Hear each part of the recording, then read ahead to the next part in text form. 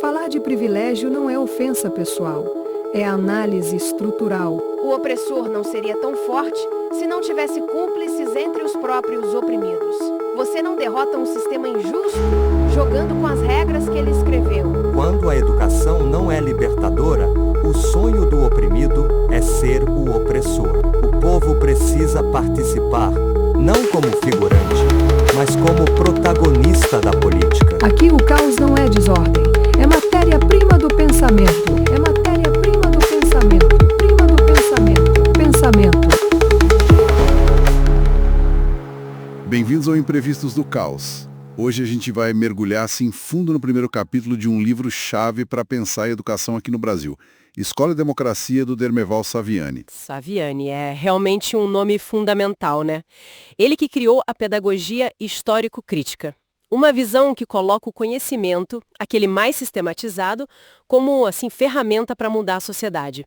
Professor emérito lá da Unicamp, tem uma obra imensa sobre história, teorias da educação brasileira. Influenciou muita gente. E a nossa ideia aqui é entender como o Saviani, já nesse primeiro capítulo, mapeia as diferentes teorias da educação e como cada uma delas olha para um problema bem sério, a marginalidade, tanto a social quanto a que acontece dentro da escola. Vamos desenrolar isso. Olha, Saviani parte de um dado bem chocante da América Latina lá nos anos 70. Pensa só, quase metade dos alunos abandonava a escola primária. Semi-analfabetos, sem contar os que nem entravam, né?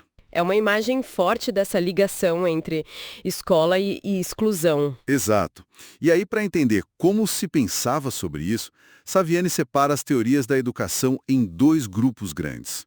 O primeiro grupo ele chama de teorias não críticas. Essas não críticas, então, elas meio que viam a educação separada da sociedade? Achavam que a escola sozinha podia consertar a marginalidade? Isso, essa é a ideia central. Uma visão mais otimista, talvez, de que a sociedade é harmônica e a marginalidade é um desvio que a escola corrige. Entendi. Elas confiam muito na autonomia da escola. E dentro desse grupo, o Saviani destaca três principais. Certo. Vamos ver.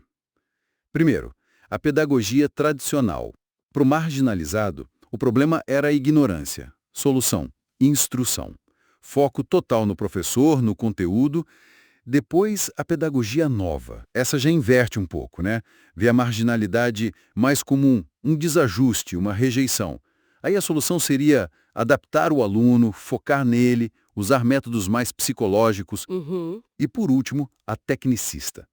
Essa via o problema como ineficiência. O marginalizado era o improdutivo. E a solução? Treinamento técnico, né? Aprender a fazer. As teorias não só não resolveram a marginalidade, como algumas até pioraram a situação.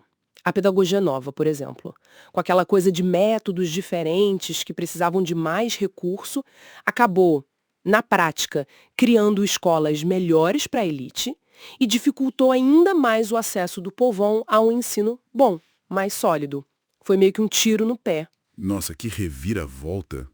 Quer dizer, o resultado foi o contrário. Essa crítica às visões mais otimistas, então, abre a porta para o segundo grupo que Saviani identifica, as teorias crítico-reprodutivistas. Essas já mudam tudo, né? Totalmente. Elas partem do pressuposto contrário. A educação não é autônoma, ela é determinada pela estrutura social, pela luta de classes.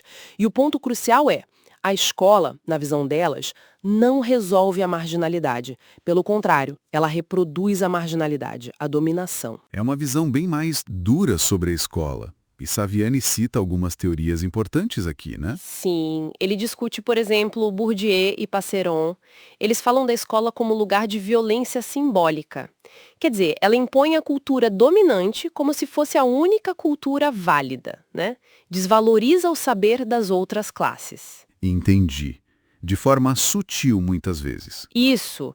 Ele fala também de Althusser, que via a escola como o principal aparelho ideológico do Estado no capitalismo, a peça-chave para manter a ordem, e ainda Baudelot e Stablet, com a teoria da escola dualista, que diz que, na real, existem duas escolas, uma para a burguesia, outra para o proletariado.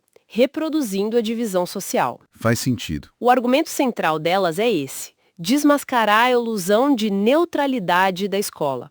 Elas mostram que o que parece fracasso da escola, na verdade é o seu sucesso em cumprir sua função no sistema capitalista, manter a desigualdade. Então, o cenário que o Saviani monta vai de um otimismo, talvez meio ingênuo, sobre o poder da escola, para um pessimismo que quase paralisa, né? Que vê a escola só reproduzindo. Como é que se sai disso? Pois é, aí que está a grande sacada do Saviani. Ele critica a ilusão das não críticas, claro, mas ele também alerta para o risco de paralisia das crítico-reprodutivistas. Porque, né, se a escola só reproduz, para que lutar por ela? Então, ele defende que é preciso ir além, construir uma teoria crítica que, sim, reconheça os limites sociais, mas que também procure entender as brechas, as contradições, onde dá para agir. Entendi. Seria tipo reconhecer que a escola está nesse jogo social desigual, mas que ela não é só isso. Ela também é um campo de batalha, né? Onde dá para lutar por uma educação que sirva aos interesses da maioria. É por aí? Exatamente por aí. É pensar como usar a educação, o conhecimento acumulado como ferramenta de luta para os grupos dominados. No fim das contas, o Saviani nos dá um mapa. Ele mostra como visões diferentes sobre educação e sociedade levam a conclusões opostas sobre a marginalidade. Ou a escola conserta, ou ela reforça o problema. E essa análise dele, mesmo sendo lá dos anos 70, 80, deixa uma pergunta muito atual para a gente pensar, né? Como é que a gente pode agir hoje, sabendo de tudo isso, para fazer da escola um lugar que, de fato, ajude a democratizar o conhecimento e diminuir a desigualdade? E não o contrário. É algo para a gente continuar refletindo depois dessa conversa.